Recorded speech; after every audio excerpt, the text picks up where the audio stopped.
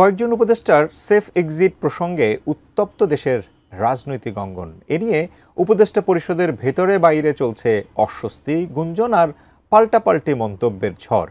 এর মাঝেই এবার সেফ এক্সিট চাওয়া উপদেষ্টাদের তালিকা প্রকাশ করার কথা জানিয়েছে জাতীয় নাগরিক পার্টি এনসিপি।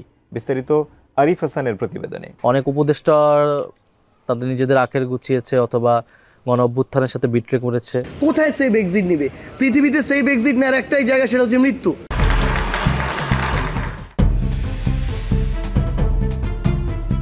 অন্তর্বর্তী সরকারের কয়েকজন উপদেষ্টা নাকি সেফ এক্সিট খুঁজছেন, এমন মন্তব্য করে জাতীয় নাগরিক পার্টি এনসিপির আহ্বায়ক নাহিদ ইসলাম যেন রাজনীতির মাঠে এক প্রবল ঝড় তুলেছেন।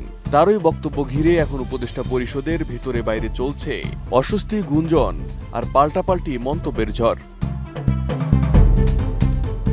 সাম্প্রতিক সময়ে দেশের একটি বেসরকারি টেলিভিশনকে দেওয়া সাক্ষাৎকারে নাহিদ ইসলাম বলেন, উপদেষ্টাদের অনেকেই বিভিন্ন রাজনৈতিক দলের সঙ্গে লিয়াজু করে ফেলেছে, তাদের নিজেদের সেফ এক্সিটের কথা ভাবছে, সময় মতো তাদের নাম প্রকাশ করার কথাও জানান তিনি।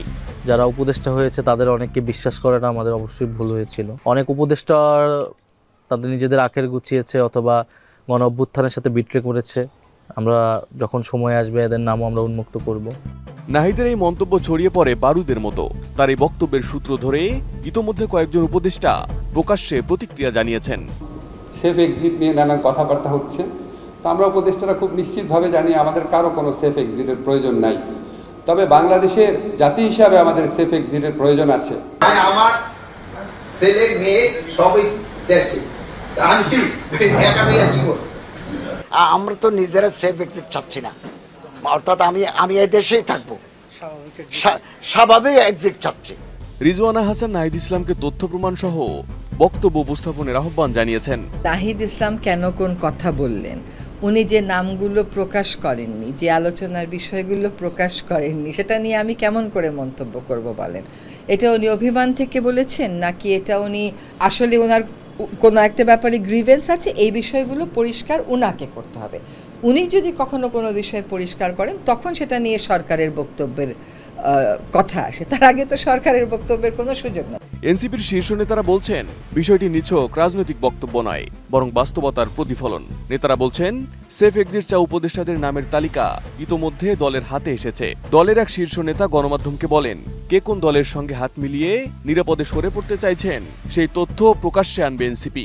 এখন সময় এসেছে জাতির সামনে সত্য উন্মোচনের। দলের শীর্ষ নেতারা বলছেন, নাহিদ ইসলাম নিজে উপদেষ্টা পরিষদে ছিলেন, তাই সরকারের ভেতর থেকে তিনি অনেকের ভূমিকা খুব কাছ থেকে দেখেছেন। তার বক্তব্য নিছক গুজব নয়, বরং পর্যবেক্ষণ থেকে বলা। আর নাহিদ ইসলামের এই বক্তব্যকে সতর্কবার্তা হিসেবে দেখছেন এনসিপির উত্তরাঞ্চলীয় মুখ্য সংগঠক সার্জিস আলম। যখন আমাদের কাছে এই বিষয়গুলো বিভিন্ন দিক থেকে প্রতিফলিত হয়, তখন আমরা মনে করি যে তাদেরকে সতর্ক করার সময় হয়েছে, এবং সেই সতর্কই আমাদের আহ্বায়ক, আমাদের এনসিপির পক্ষ থেকে অভ্যুত্থানের একজন প্রতিনিধি হিসেবে এবং এক দফার ঘোষক হিসেবে। তাদের অভিযোগ, অভ্যুত্থানের অগ্রভাগে থাকা তরুণ নেতৃত্ব আজ উপেক্ষিত। তাদের দাবি, 24 জুলাইয়ের যোদ্ধারা পুরনো রাজনৈতিক এস্টাবলিশমেন্টের হাতে প্রতারিত হচ্ছে। সরকার এখন একটি নির্দিষ্ট দলকে ক্ষমতায় বসানোর দিকেই কাজ করছে। সার্জিস বলেন, কিছু উপদেষ্টা দায়সারা দায়িত্ব পালন করে নির্বাচন শেষ করে এক্সিট নিতে চান। তারা দেশে থাকুন বা বিদেশে যান, এমন দায়সারা মানসিকতা নিয়ে কোনো অভ্যুত্থান পরবর্তী সরকার টিকতে পারে না। কিছু উপদেষ্টার মধ্যে আমরা এই আচরণ দেখতে পাচ্ছি যে তারা এখন কোনোভাবে দায়সারা দায়িত্বটা পালন করে নির্বাচনের মধ্য দিয়ে এক্সিট নিতে পারলে হইল, দেশে থাকুক আর দেশের বাইরে থাকুক। এই দায়সারা দায়িত্ব নেয়ার জন্য অভ্যুত্থান পরবর্তী একটা সরকার কাজ করতে পারে না।